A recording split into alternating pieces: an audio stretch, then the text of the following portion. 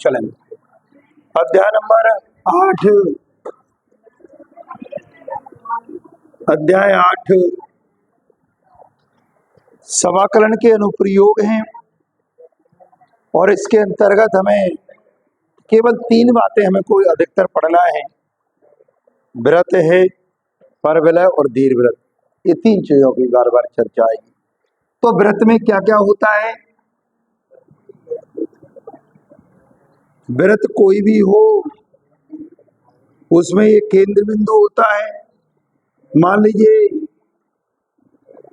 केंद्र के निर्देशांक अगर h और कोमा k है और इसकी त्रिज्या सपोज करिए r है।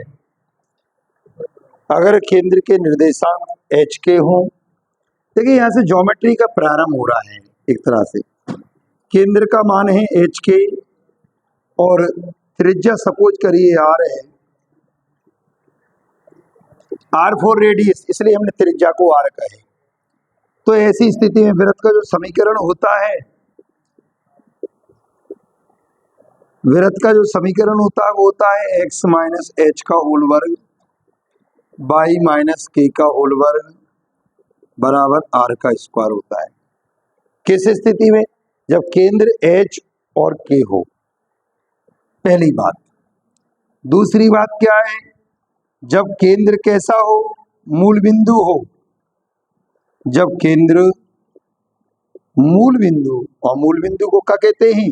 0,0 हो और त्रिज्या तो r रहेगी ही रहेगी, तथा त्रिज्या r हो, सबको मालूम होना चाहिए सारी बातें। कक्षा 10-11 में सारी बातें हुई हैं। तो ऐसी स्थिति में h की जगह 0 हो जाएगा, k की जगह भी 0 हो जाएगा। तो क्या हो जाएगा? x स्क्वायर धन y स्क्वायर बराबर r स्क्वायर। ऐसी स्थिति में इसका मानक समीकरण क्या होता है? ए होता है। और ऐसी स्थिति में वृत्त का समीकरण ए होता है। तो दोनों बातें क्लियर हो गई। अगली जो बात होती है परवलय की बात होती है। हालांकि परवलय के 4 रूप होते हैं। तो जो पहला जो मानक रूप होता है y स्क्वायर बराबर 4ax है। कितना होता है? y स्क्वायर बराबर 4ax। कक्षा 11 में ये सारी बातें हुई थी। परवलय पिछली बार अपन पढ़ चुके हैं, अध्याय 11-12 कितने में था।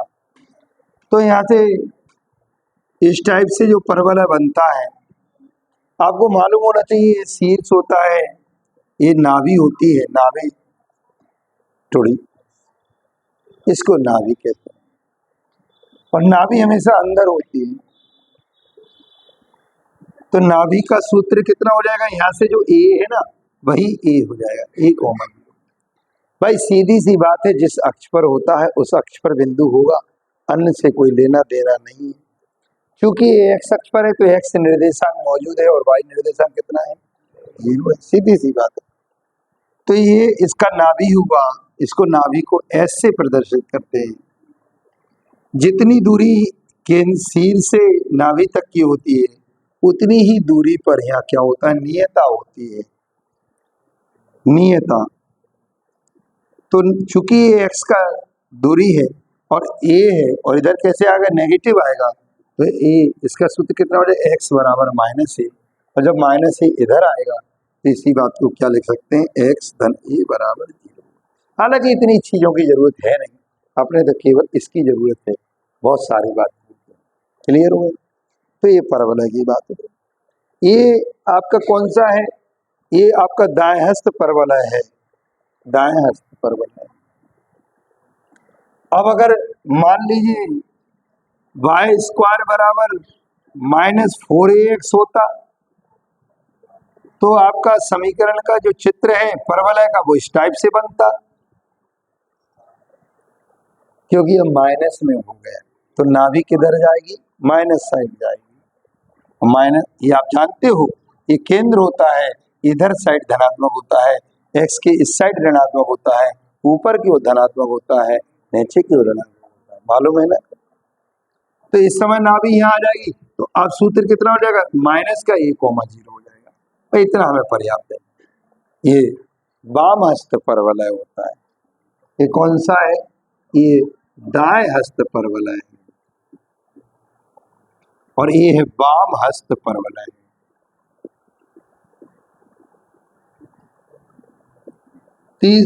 चौथी जो बात होती है, अगर मान लीजिए पहला रूप, दूसरा रूप, तीसरा रूप, अगर एक्स स्क्वायर बराबर 4a/, मेन तो यही सारी प्रक्रियाएं होती हैं, आपको पता होना चाहिए कौन सी बात है। अगर हम केवल रटाई की बात नहीं कर रहे हैं, किताब में मान लो 3 प्रश्न दिए, 2 प्रश्न दिए, अपन उतना रट के पहुंच गए, मान लीजिए बोर्ड एग्जाम देने जा रहे हैं, कुछ भी क्वेश्चन आ सकता है, इसलिए हमें पूरी तरीके से तैयारी करके जाना चाहिए। एक्स स्क्वायर बराबर 4a/, धनात्मक है, इस टाइप से इसका चित्र होगा, और इसकी नाभि कहाँ होगी, बाय अक्ष पर होगी, क्योंकि बराबर 4a/, है, बाय अक्ष पर होगी, तो y का मान होगा, अब 0 कॉमा क्या हो जाएगा, a हो जाएगा।